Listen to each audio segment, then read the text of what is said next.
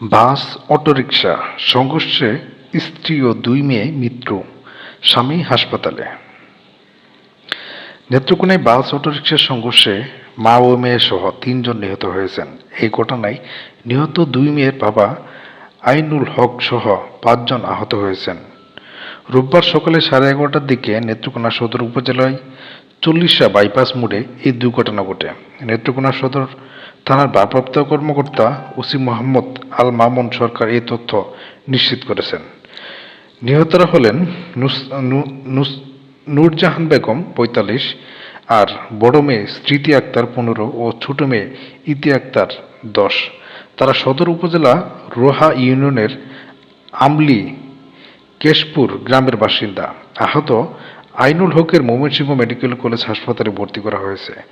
Police ও প্রত্যক্ষদর্শীরা জানান, ময়মনসিংহ থেকে নেত্রকোনার উদ্দেশ্যে ছেড়ে আসা মহুয়া পরিবহনের একটি বাস 40 বাইপাস মোড়ে পৌঁছে একটি অটোরিকশা চাপা দেয়।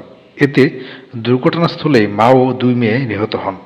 এতে আহত হয়েছেন অন্তত আরও 5 জন। তাদের উদ্ধার করে প্রথম নেত্রকোনা জেলা সদর হাসপাতালে নেওয়া হয়, পরে অবস্থার অবনতি হলে ময়মনসিংহ মেডিকেল কলেজ হাসপাতালে পাঠানো হয়। ঘটনার পরপরই স্থানীয়রা নেত্রকোনা ময়মনসিংহ সড়ক অবরোধ করে। খবর পেয়ে নেত্রকোনা সদর উপজেলা নির্বাহী অফিসার আবদুল্লাহ আল আকিউল বারী ঘটনাস্থলে গিয়ে সড়ক এবং স্পিড ব্রেকার সহ গোলচত্বর নির্মাণের আশ্বাস দিলে স্থানীয়রা অবরোধ তুলে নেয়।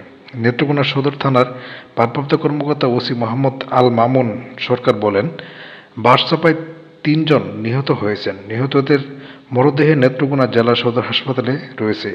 বাসটি পুলিশ হেফাজতে নেওয়া হয়েছে, তবে বাসের চালক ও সহকারী পালিয়ে গেছে। নেত্রকোনা সদর উপজেলা নির্বাহী কর্মকর্তা ইউনো আবদুল্লাহ আল বাকিউল বারী বলেন, দুর্ঘটনার পর এলাকাবাসী 40 সড়ক অবরোধ করে সড়কের ওই স্থানে ব্যারিকেড ব্রেকার তুলা চত্বর নির্মাণের আশ্বাস দিলে স্থানীয়রা অবরোধ তুলে নেয়। পরে যান চলাচল স্বাভাবিক হয়ে পড়ে।